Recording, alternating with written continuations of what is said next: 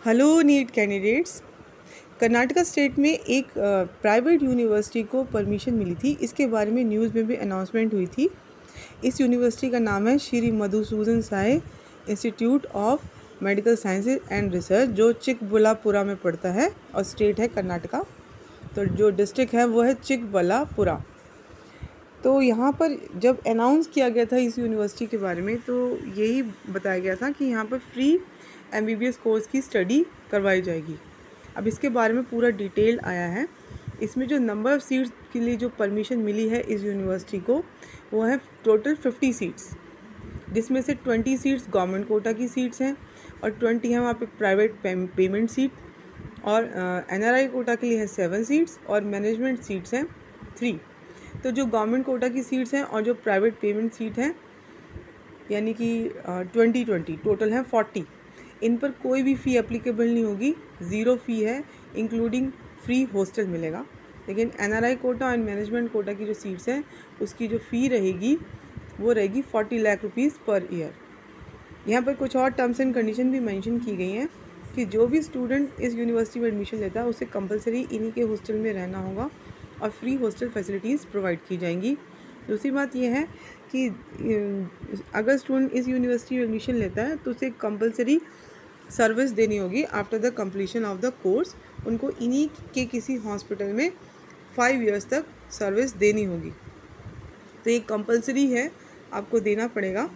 और इस time period में आपको ये यूनिवर्सिटी सैलरी भी पे करेगी। अगर आप अपने MBBS कोर्स की कंप्लीशन के बाद इसी यूनिवर्सिटी से PG कोर्स करते हैं, तब भी आपको ये जो सर्विस है वो कंप्लीट करनी पड़ेगी और वो आपको एक स्टाइपेंड भी पे करेंगे।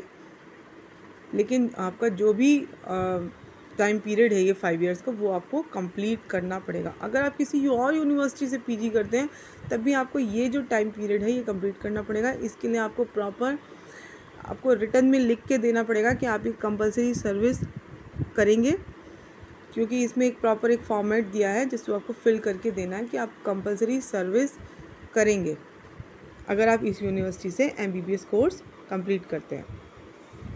और इसमें ये भी बताया गया है कि आपको ये जो सर्विस है अपने MBBS कोर्स के कंप्लीशन के 10 इयर्स के अंदर अंदर करके देनी है। दूसरी बात ये है कि अगर आप ये सर्विस नहीं देते हैं तो आप पर पेनल्टी चार्ज होगी। वो पेनल्टी कितनी होगी? जितनी कि NRI सीट का जो यहाँ पर फ़ी मेंशन है उसका डबल आपको पे करना होगा, और इसमें कुछ इंटरेस्ट भी आप पर लिया जाएगा अगर आप पेमेंट नहीं करते हो तो।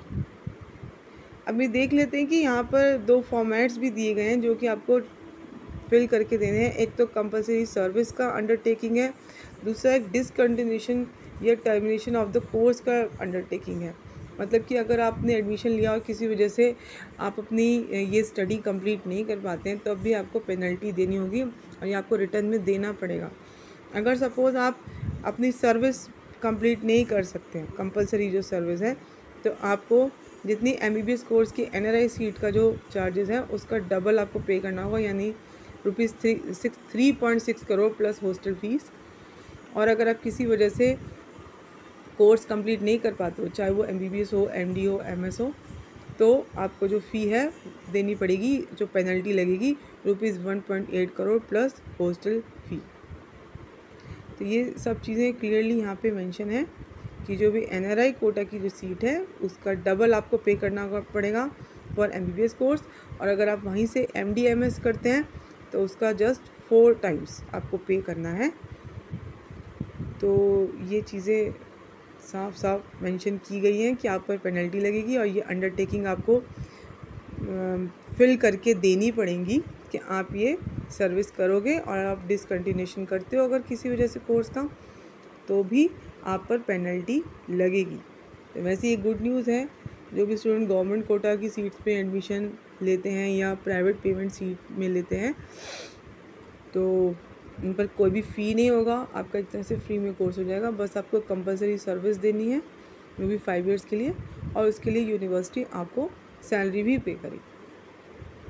तो ये कुछ इम्पॉर्टेंट था जो मैंने आपके साथ शेयर किया है। अगर आपकी कोई भी क्वेरी हो काउंसलिंग से रिलेटेड तो आप मुझे कमेंट बॉक्स में कमेंट करके पूछ सकते हैं। Thank you.